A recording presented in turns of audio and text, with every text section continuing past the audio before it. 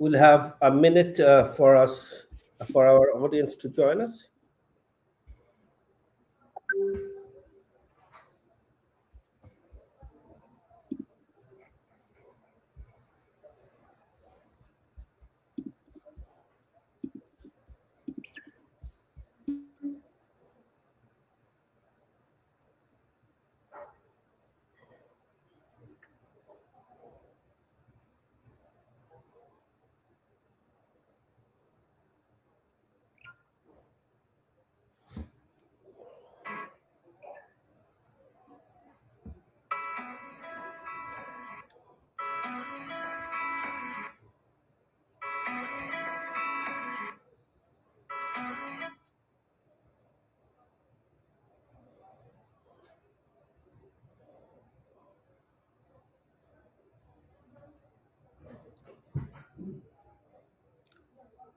Ishmael, how is the weather there in your part of the world?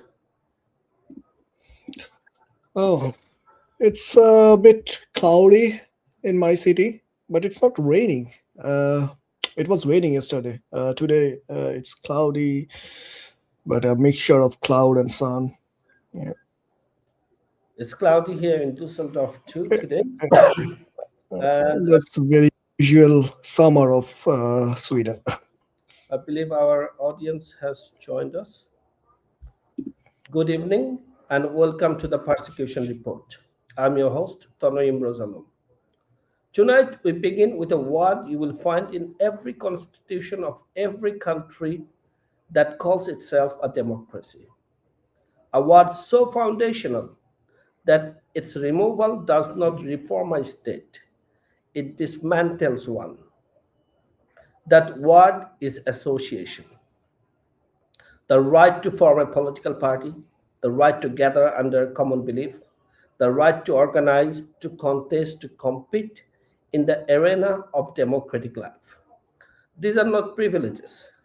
They are not gifts from a government. They are rights constitutionally guaranteed, internationally recognized, and in Bangladesh, enshrined in Article 31 of the Constitution that the people of this nation bled for in 1971. Tonight, we are going to talk about what happens when a government tears that page out. Bangladesh has banned the Awami League, the political party that led this country to independence, the organization that has governed Bangladesh, contested elections, and represented tens of millions of citizens for over 7 decades, banned by executive decree, without a constitutional amendment, without a court verdict, without due process of any recognizable kind. We are not here tonight to argue about who you voted for. We are not here to relitigate elections or score political points. We are here because when a government bans a political party, any political party, it is not acting against that party alone.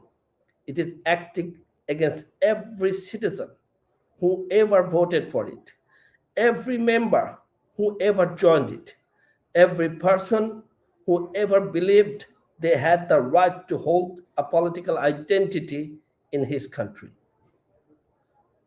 With me tonight, joining Barrister Tapas Kantipol, a constitutional expert and a human rights lawyer from Düsseldorf, Germany, and from Stockholm, Sweden, joining us, Saifur Rahman Mishu, a blogger, an activist, and an IT specialist. My first question to Barrister Tapas Kantipol. Barrister Ball, you have seen how constitutional rights are defended and how they are dismantled up close, very close actually. You have been working in that field for like so many years.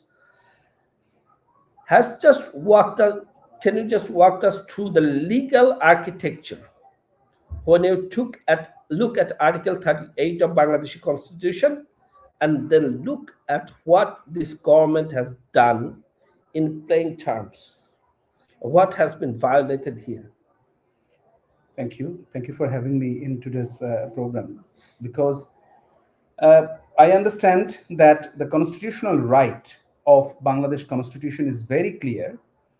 I would say that's the reason why we can claim that the decision of Bangladesh government, at first it was the decision of Yunus government, and then it was supported by the government of Tariq Rahman or BNP, as you say it.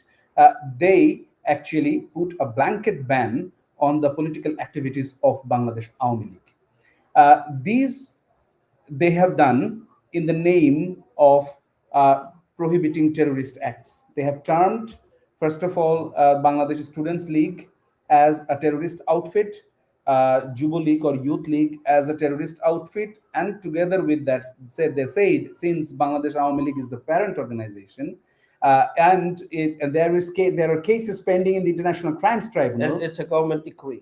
It's a government decree, not by court. Not by court. It's an order. First of all, you have to understand, because we have discussed this many times, that the first order announced by Yunus government it's an order which is a very special measure when the parliament is not in session, right? The parliament, if the parliament is in session, then it is the law that if you want to enact any piece of legal instrument, then definitely you have to go through the parliamentary process. For example, you have to present it like a bill, then there will be debates between all the political parties present in the parliament, and then all of these debating points will go to the law committee, permanent committee on law and legal drafting in the parliament, and then they will again make necessary amendments, which will again be debated by the parliament. That's the due process, right? And let's say, for an argument's sake, that at that time the parliament was dissolved. Absolutely dissolved. There was no parliament at all. There was no parliament, but just for some type of procedure, was there a fact-finding mission or a commission formed by legal scholars or the a only judge? fact-finding mission that is by UN Human Rights Commission, Human Rights Office. There is this only fact-finding commission. But even Human Rights Commission cannot and shall not and would never recommend banning of a political party. Even moreover, at the very end of the report, they have said that you cannot use this report to make any legal decision, be it by the government, be it by the court. It cannot be used. They have said categorically that you cannot use it as a piece of evidence in any court of law or by any government for any decision. That's why there is no legal finding or fact-finding mission whatsoever till today by the government of Bangladesh. But for Bangladeshi procedure, let's say this was done by the United Nations. Right. United Nations is not an authority in decision making when it comes to Bangladesh, as Bangladesh is a sovereign state. Yes. So let's say we do not have a parliament there, but we had a court. We have a very established court system, legal system. Right. I do not see any established court system at this moment. I'm not going in that argument. Right now, let's say we have it for argument's sake. Yeah. But they didn't take it to the court. Right. They didn't establish a commission. No. To actually determine whether these are terrorist organizations or they didn't. There is no commission, or as you said, there is no commission or investigation team or fact-finding mission by the government of Bangladesh, be at the time of Yunus, be at the time of BNP. There is no such thing. So it was basically an anarchist government. Whatever they wanted to say, they just decreed. Absolutely. There was no legal order. There is no rule of law under Yunus regime, right? Because whatever they wanted, they made it done by the bureaucracy, by the judicial bureaucracy even, that whatever they wanted, the judges were giving the judgment or the order according to their prescription. Yet they didn't go to the court. Or even if someone went to the court, those were summarily dismissed, or in the fear of summary dismissal, they were not press rejected. They were the lawyers or the pro bono clients of certain lawyers, they didn't proceed forward in the fear that if there is a judgment on merit based on this, then it will be very difficult for the upcoming politicians or political parties to challenge it and to overturn this decision on merit. How freedom of association is defended in Bangladeshi constitution and under international human rights law? Look, this is one of the freedoms, right? Basic. Basic freedoms.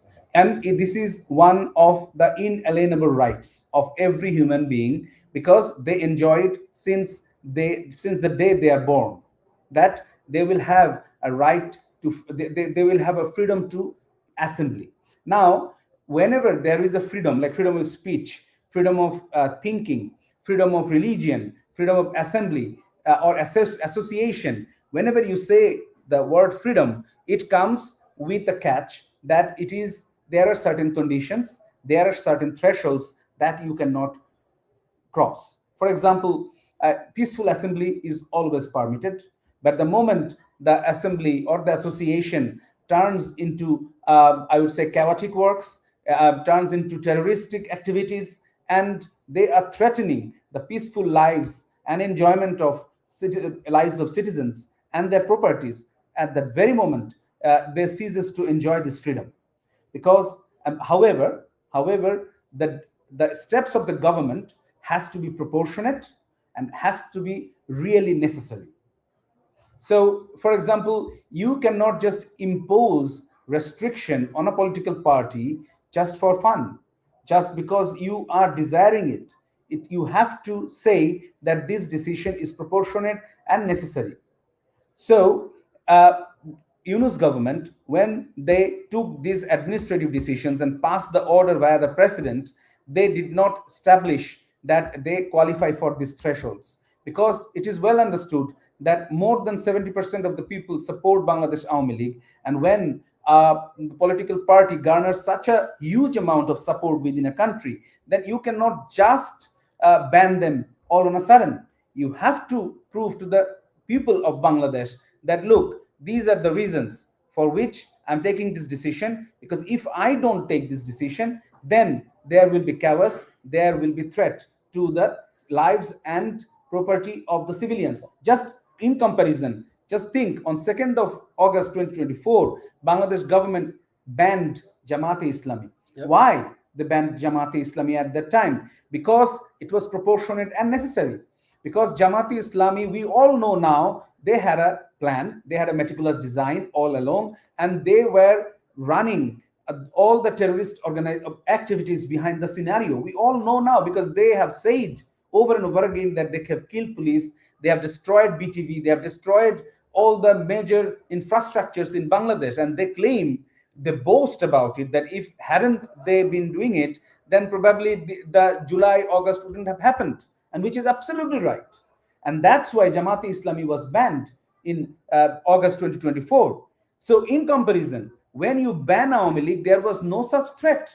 Just look at the scenarios after 2024, 5th of August. Awami League was not a threat at all to any of them. Whether Awami League was a threat even during the protests, Awami League was not a threat even during the protests. Now we know those who were attacking the protesters, the student protesters, they were all Jamaat-e-Islamis. They were posing themselves as supporters of Awami League. We call them in Bangla Gupto, or secret forces, right? Secret Jamaat-e-Islami, yes. They issued a presidential order for this, to amend the existing law. And let's say we talked about the previous government who didn't have the mandate, but after that, BNP, the current BNP government, they in the parliament, they passed that amendment. Right. And how legal is that? That amendment process, I have always the time said, and you know as well, that amendment process is not legal, but because again, this amendment was done by an order of the president, and which was supposed to be validated or authenticated by the parliament within the next 90 days. But unfortunately, there was no such parliament, right? Yeah. And when it was put forward in the parliament, which was in February 2026, The government should have done, the new government should have put it forward for debate. But was there any debate? Even Rumin Farhana, one of the present MPs, she wanted to open the floor to discuss this ban, this blanket ban, but the speaker didn't provide her with that time, with that platform. So there was no discussion about this order. So from these two perspectives, this amendment via the order, violating the time frame, and not by discussing it in front of the parliament when they had the opportunity, has completely made it ultra-vires and a void ab initio. Even, let's say, for even if the speaker had allowed the parliamentarians adequate time to debate, let's say for argument's sake, should that justify No, this decree? yes, because Can that justify it? it This is cannot. this is about a very basic right. Look, this very basic right, if you want to curtail this basic right, as I said, that at first the government have to establish that it was proportionate and it was only the last option to take. It was a necessary. Yes, exactly. It was a necessary step. The government did not discuss these things, not when they was passing this order, nor not when they have made this order into an act of the parliament.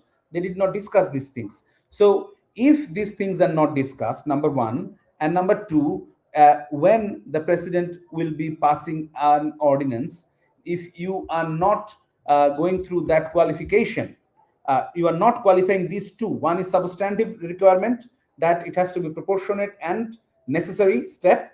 If you don't satisfy these together with the 90 days requirement, that you need to present it before a parliament within 90 days, if these two requirements are not met, then you cannot make it legal just by presenting it before the parliament after 90 days, just how the BNP did. It was very naked use of power. Okay, and here is something Machiavellian here.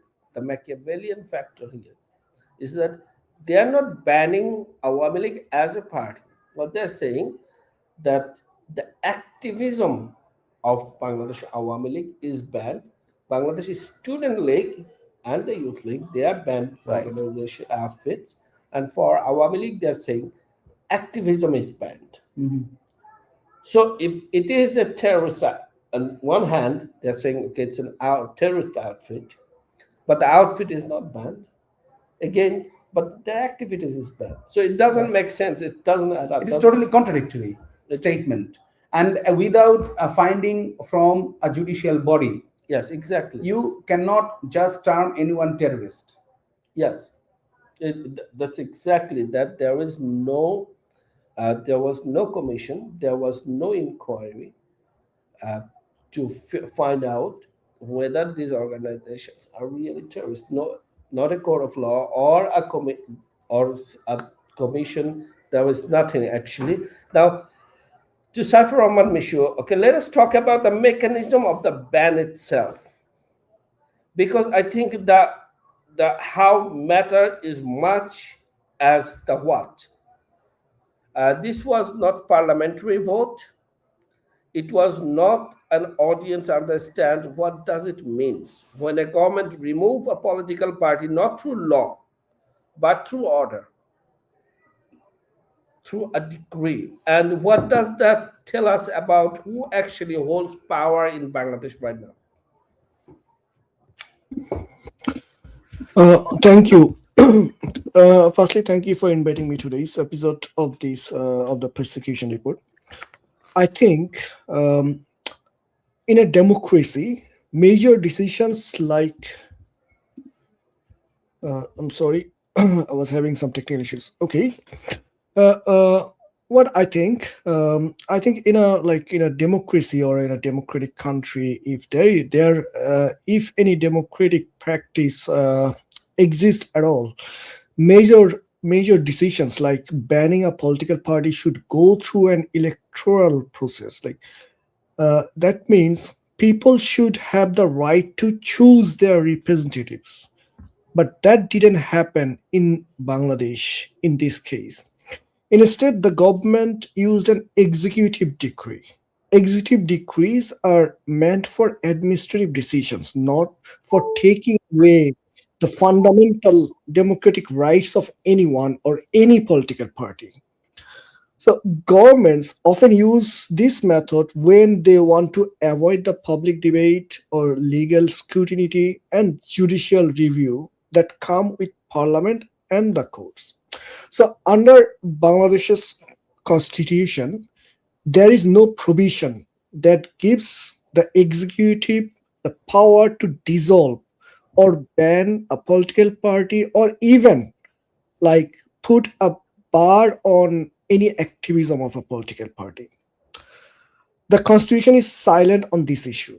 And in constitution law, that usually means the government does not have that power. A power that has not been granted cannot simply be assumed.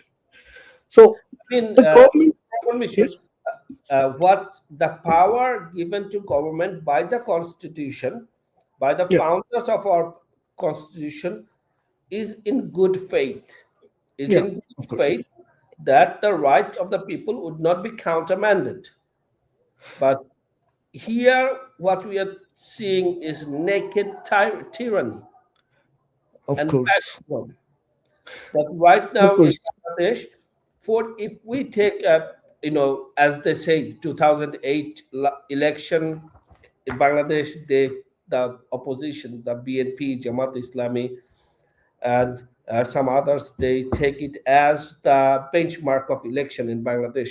And if we take that benchmark into consideration, Bangladesh Awami League had acquired 48% of the total vote of the country. That means at least like 50% of the country is Bangladesh Awami League's primary supporters. 50%. So basically, right now, 50% of the people of the country, they do not have any political right, any political say. They cannot vote. They cannot take part in politics. They cannot have a say in which direction Bangladesh is going. Exactly, that's what we are seeing, isn't it? yes, and very it's a very like matter of concern that the government has also justified this ban by referring to national security. But national security cannot become a blanket reason to like suspend constitutional rights. So around the world, democratic courts have repeatedly said that any restriction on political rights must be necessary, proportionate, and subject to independent judicial oversight. That both of you have already discussed this part very well, and Mr. Tapos has already enlightened us into that side. So here, the biggest concern is what this says about power in Bangladesh today.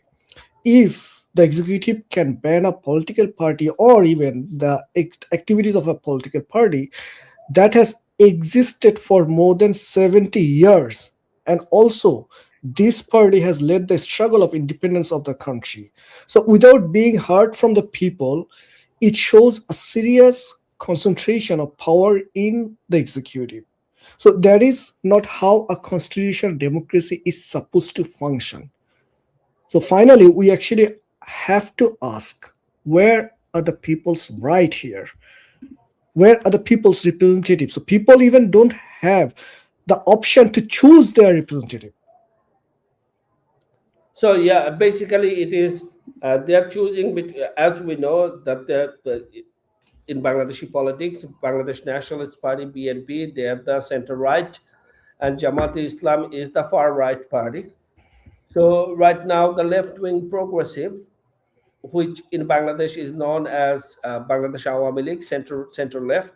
So in Bangladesh, center left progressive people, they do not have a political option right now, isn't it? Definitely, like if we look into the election, the so-called election. So I think the first question here we have to ask is like, what makes an election democratic? It is not simply the act of just people going and voting. A democratic election genuinely like requires competition, where voters have a real choice between different political parties. But in this case, what we have seen, like a major portion of the citizen of Bangladesh didn't have their option, didn't have their supported symbols even on the ballot. So even that means that decision has been made before the election day, right? A major portion of the citizen will be kept aside. They are not being heard. So that's the very big flaw of this election that has happened, and the mechanism they have kind of orchestrated to bypass the real uh, basic or very basic of democracy. I want to bring in the human reality behind the legal arguments, Mr. Taposh. We are Right. talking about a party that has tens of millions of members and voters, people who joined Awami League not as an act of extremism, but as an act of political participation. The most ordinary democratic act there is, as we understand. What is happening to those people right now? What does it mean when political identity itself become criminalized? So the your question actually have two legs. One is that what will happen to those victims, Yes, yes. right? So I will start with that, since Awami League is always dedicated to its supporters, and the supporters are the lifeline of Bangladesh Awami League. And so I have to say that when you declare or criminalize the activities of a certain political party, then automatically, even if you are not you are not a leader named in any committee, you just a mere supporter of a political party, you are also getting affected without any doubt. How you are getting affected, that is the question. Because if the government says that they will charge you for under terrorist act, then that is quite, I would say, extreme measure the government is going to take. One is that they can just bring you to a police station, record your address, and verbally just abuses you. I would say not abuse, that verbally precautions you, right? Cautions you for not doing Bangladesh Awami League is a different thing, but that is also under ICCPR Article 21. It is also illegal. So, but what we are seeing is that the victims are reprimanded extremely, right? There are hundreds and thousands of illegal false cases are being filed against them, false cases alleging that they have committed or conspired or aided and abetted or they were complicit in the killing and injuring general people during that July and August. What is more dangerous is that, for example, they are now bringing like 15-year-old actions of police and BGP in Motijil area, which is called Shapla Chottor. They are bringing those old things into front. And even if there was BBC Bangla News's chief who was there himself, he said not a single soul was harmed during that night. But we find that there are certain content creators, there are certain leaders of I mean, NCP. disinformation campaign. Right. That's what I'm coming to. That they have started this disinformation and misinformation campaign, and they, at first it was started by Adilur Rahman Shubho, who was an advisor to Yunus government. And in the international arena of human rights, he is a big shot He's as a big well. shot. So he said, But in Bangladesh arena, he is known as a liar. absolutely, why he is known as a liar, that has to be told. That we are not merely telling him a disinformation giant just because he is lying. He said that in that Sapla Chottor, thousands of people were killed by the law enforcing agencies and Awami League supporters. When the government asked a list from him, he could not produce a list. After a few days, when he produced a list, then in that list you will find only repetitive names, and most of them were found to be alive, and some of them were dead, not in Shapla Chottor, elsewhere, for totally different reason. One of them is, due to old age complications, they have died. So when BBC chief says that not a single soul was harmed, that is the reality, which was concocted by Adil Rahman Shubo and other content creators, saying that the police killed so and so. Even Is in this the, even let's just let me tell you that even in the present case, when the chief prosecutor of the International Crimes Tribunal says that we found that there is a prima facie case of people being killed, what is the number he mentioned? He said 35 or 30 people were dead. And again, David Bergman, even if he is a paid agent of NCP, Yunus, and others, he is also questioning this conclusion of the chief prosecutor. He is also saying that by no means of practicality you cannot reach into that number through a free and fair investigation. So I have to go back to your first question. David Bergman, yeah, he is known for opposition of Bangladesh Awami League for many years. I'm not getting into his role or whatever it is. I'm going to simply go back to your first question when you said that whether there was any fact-finding mission into any of this. Unfortunately, there was no fact-finding mission in any of these incidents. But it also means the person who made this complaint, they also failed to establish a concrete number with a specific identification of the victims. So I would say this is totally baseless, biased, and concocted way of imposing allegations against the supporters and leaders of Bangladesh Awami League. Coming back to your question, which actually raises another very important question, that what we are seeing, that how they are getting victimized. For example, they are getting killed in the prison. They are getting killed even in the custody. There is a difference between in prison and custody. I hope our listeners will understand that. And then you cannot reside in your own home. You have to flee always the time. And if you go back, we have seen that one activist, he merely returned his home when the police, took him into custody and was beaten to death. So all these things are happening when, in the name of banning the political activity of Bangladesh Awami League. Now, I will just very briefly add that whether there was any legitimate aim to this decision. If it is a legitimate aim to attain this legitimacy, you have to establish that the activities of Awami League is a threat to the health or morality of the citizens of Bangladesh. They were not. Then you have to establish that whether there is a threat to the national security. Awami League is not. We already know who is the threat to the national security. Jamaat-e-Islami, BNP, NCP, all of them are national threats to the sovereignty of Bangladesh, to the public safety and safety of the private and public properties. So in this situation, just merely imposing a ban on the political activities of Bangladesh Awami League means that you are actually taking away the voice of these suffering victims.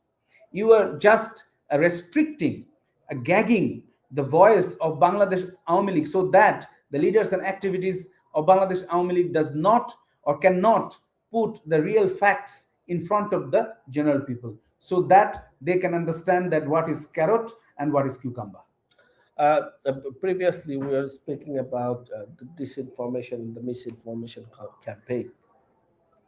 Is it state sanctioned? Right now, it is state sanctioned, absolutely, without any doubt. Even when in July, August, it was sanctioned by these political parties whose name I have just said, Jamaat-e-Islami, BNP, and NCP is the new addition to all of this. And historically, if we look into the politics of Jamaat-e-Islami, you will see that even in 1971 and even in before that, they were playing with historical facts. They were always the time giving distorted version of facts. They are all constantly denying. It is not only politics, they have also distorted the principles of religion. Islam being a religion of peace, they have distorted the religion and religious facts. as well. They have always the time interpreted the religion according to their own interest. They have adopted that interpretation which will provide political benefit to them, financial benefit to them, nothing else. So what about BNP? BNP, after the killing of the father of the nation Bangabandhu Sheikh Mujibur Rahman along with his family, what Ziaur Rahman did, Ziaur Rahman was feeding distorted information to the people of Bangladesh. And to support his distorted facts, he brought in Jamaat Islami leaders who supported to the people and who fed the same lie. And that's why you see today that they are trying to dilute the facts of 1971. They want to distort the contribution of Bangladesh Awami League and the father of the nation into the creation of Bangladesh. So what I mean is that they are the producers of misinformation and disinformation, and whatever they are telling has to be considered with a pinch of salt. So, Saifur Rahman Mishu.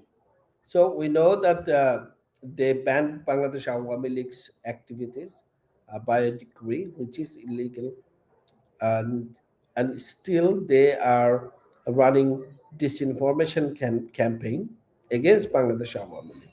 A state-sanctioned disinformation campaign. Many would say a Goebbelsian campaign. Uh, how popular is Bangladesh Awami League in Bangladesh, and how relevant is Bangladesh Awami League in the context of Bangladesh?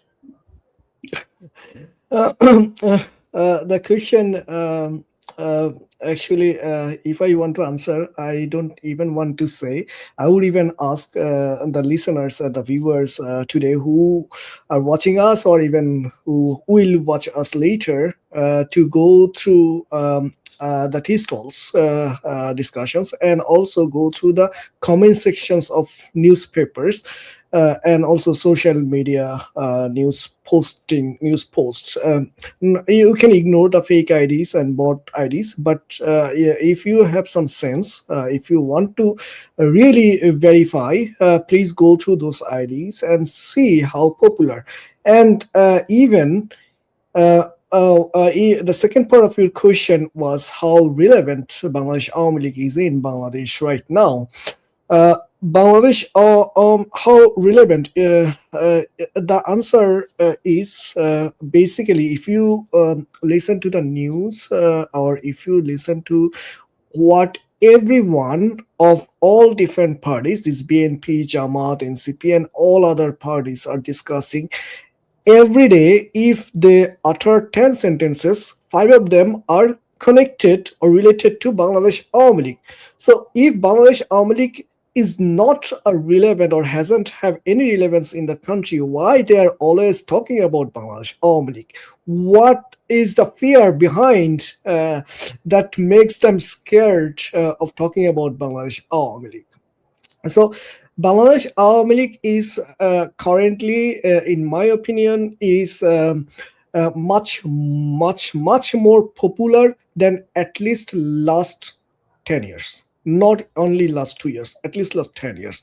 Bangladesh Awami League, while was in government, it's very common. Like a political party starts losing the popularity if it remains in power for quite a long time. But at this moment, people have already realized why Bangladesh Awami League is needed, what the country actually requires at this moment, what the leadership we had before or prior to this 5th August of 2024. So Bangladesh needs to be in good hand, and currently I think people understand or already have realized that very well. But Bangladesh is very much safe in the hands of Bangladesh Awami League.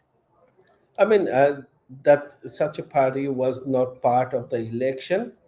Their candidates were not there. Their symbol was not there. Their voters were not there. I mean, such a vast portion of Bangladesh vote share, they were not there. The main let's say between BNP, Bangladesh National Party, Nationalist Party, and Bangladesh Awami League, two main oppositions of Bangladesh, okay, two main contestants. So one of them were not there, and Bangladesh Nationalist Party formed the government.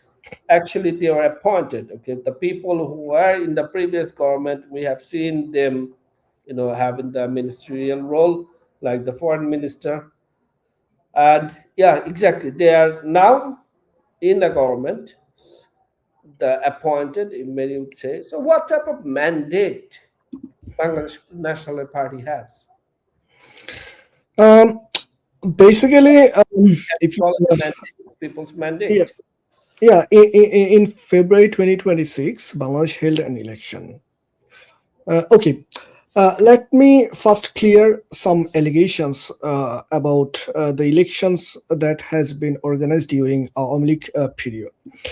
People like kind of start talking about the elections in 2014, 18, and 2024. Uh, sorry, end of January 2024.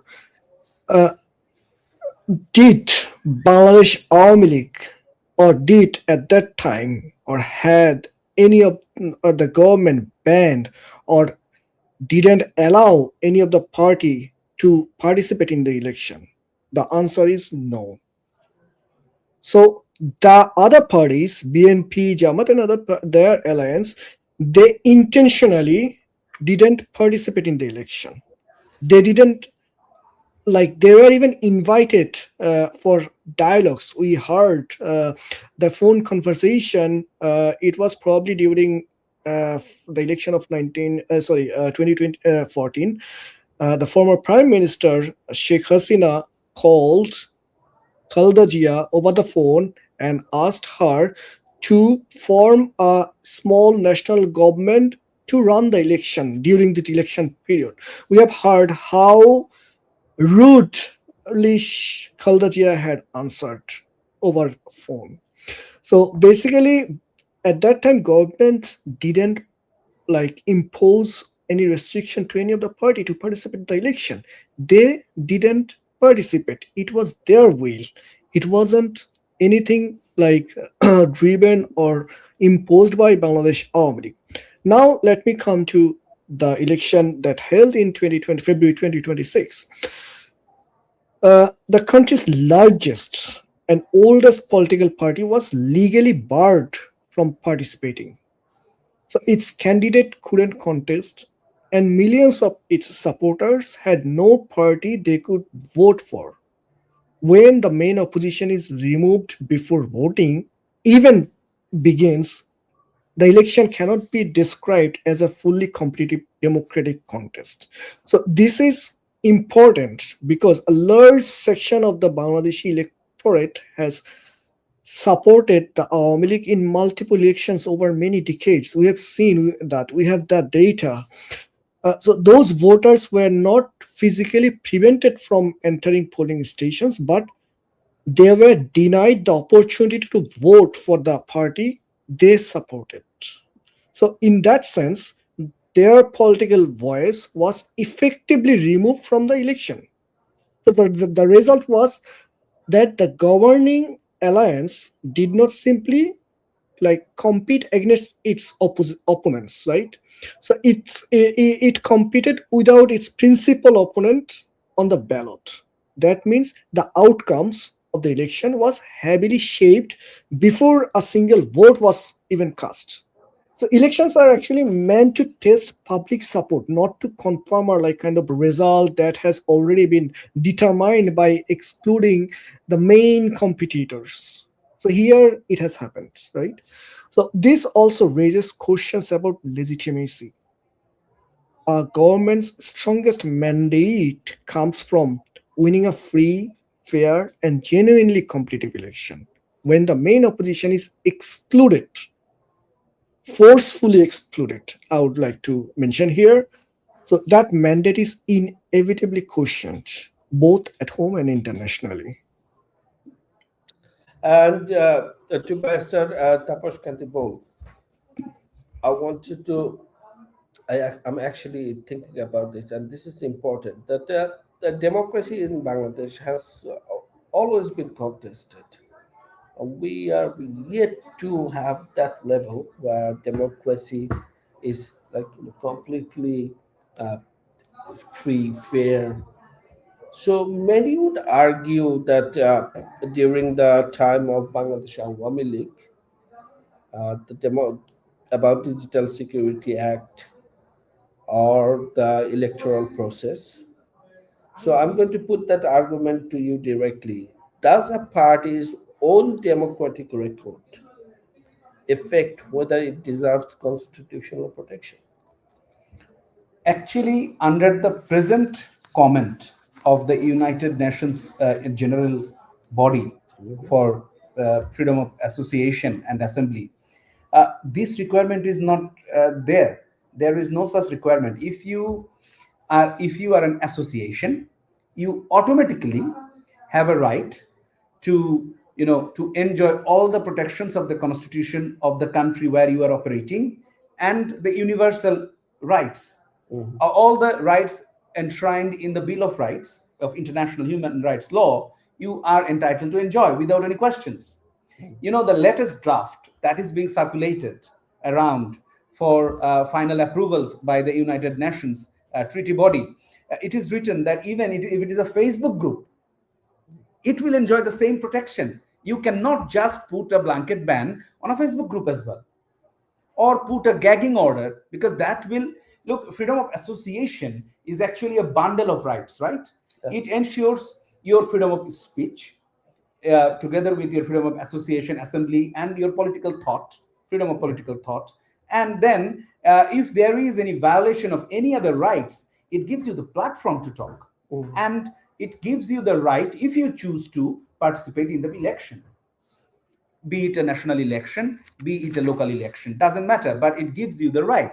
So the moment you deny this freedom to a political party or a group of people, you are actually taking away a bundle of rights from their enjoyment, which is totally and absolutely illegal. Look, the thing that I was reading from, this Bundy political party was banned.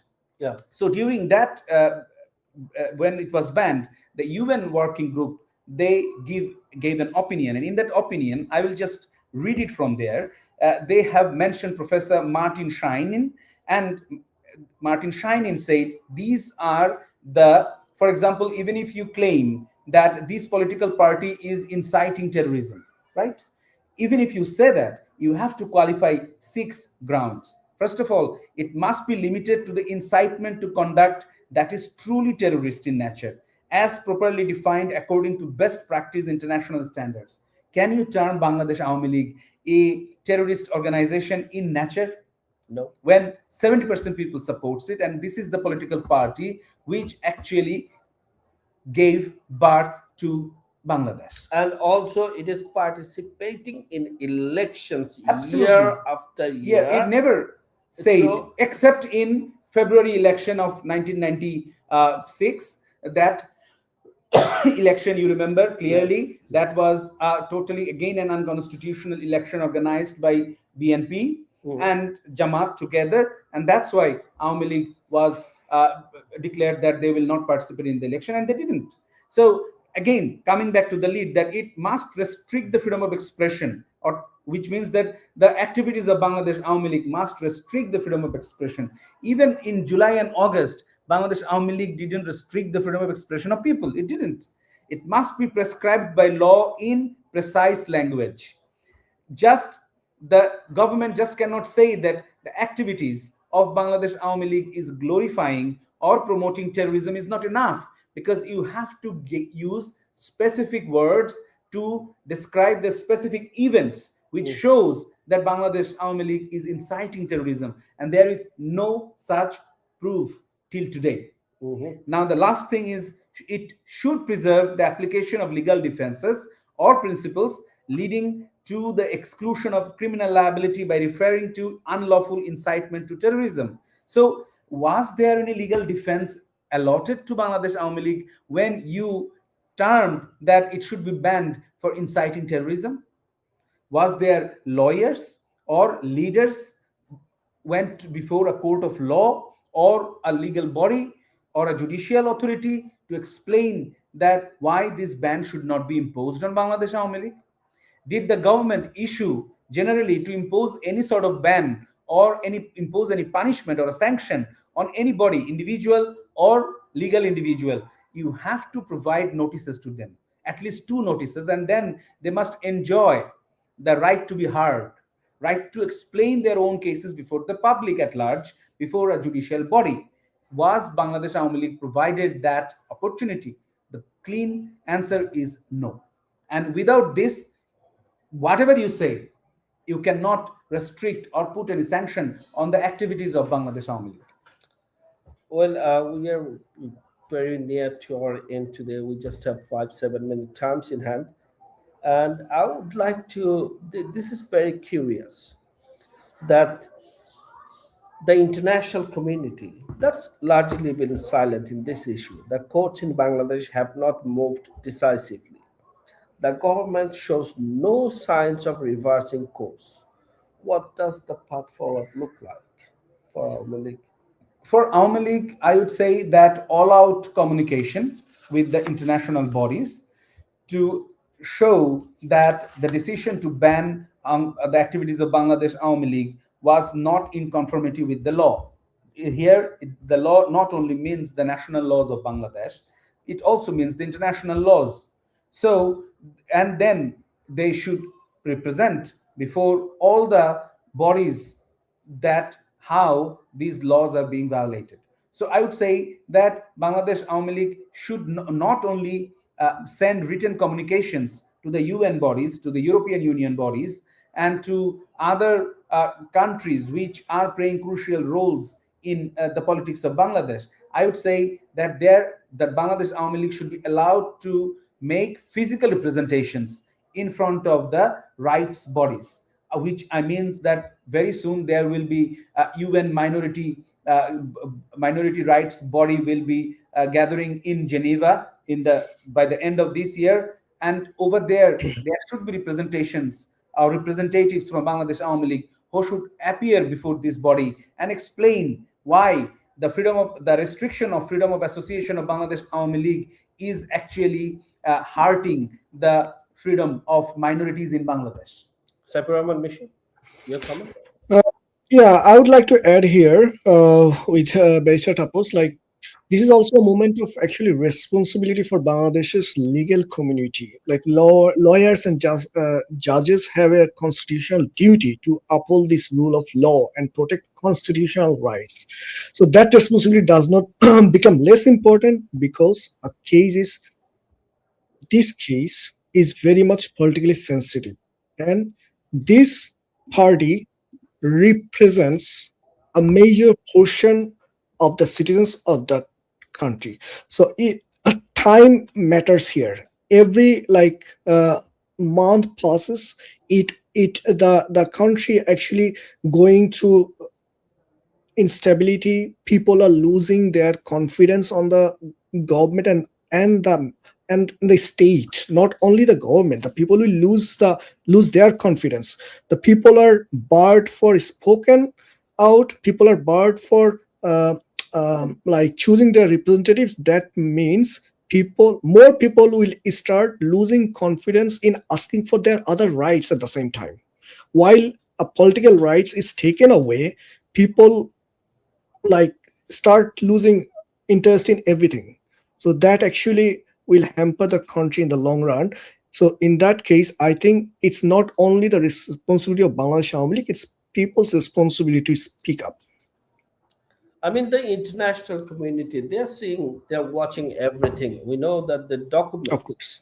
and Of when course. you see, when the rights of such a large organization is banned illegally, the supporters and the party members will protest. And when the Awami League party members are protesting, especially the student wing of Bangladesh Awami League, which is Bangladesh Chhatra League, has a fierce reputation of defending democracy and secularism in Bangladesh, and the members of Bangladesh Student League will not stand by when their rights, democratic rights, are taken away. They are protesting. So, as the youth organization of Bangladesh Awami League, Awami League, they are protesting. And when they're protesting, the government is arresting these people. Not just arresting, many of them are killed in custody. Dozens. Another gruesome violence of human rights. We have seen, because of protesting just a week ago, 7 student league members were thrown in a river and killed. 4 of them are killed. 3 of them are killed. Their dead bodies are found. 4, we do not know where they are. Their bodies are not found. And more despicable is that, okay, these families of the victims, they do not have right to seek justice.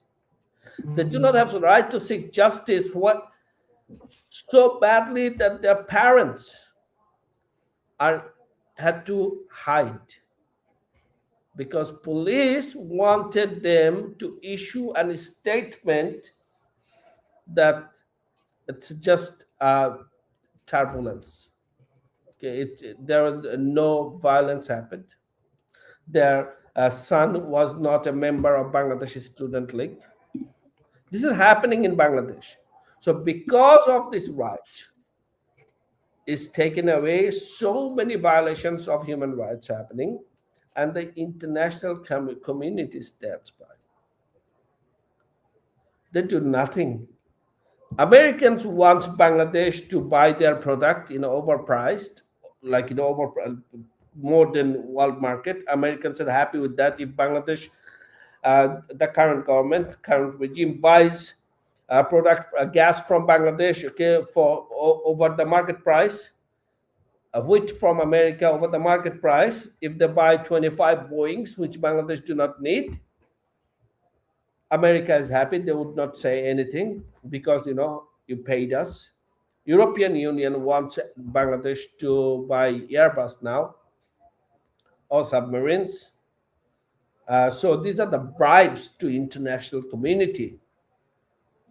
So they don't say anything. This is exactly what's happening in Bangladesh. We started tonight with the word association. And over the past hour, we have watched what happens when a government decides the word no longer applies to a party, to its members, to the tens of millions of citizens who ever exercised their democratic right to belong to it.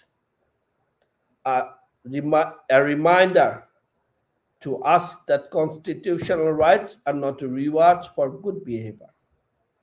They are the floor that every citizen stands on equally, regardless of which party they have voted for.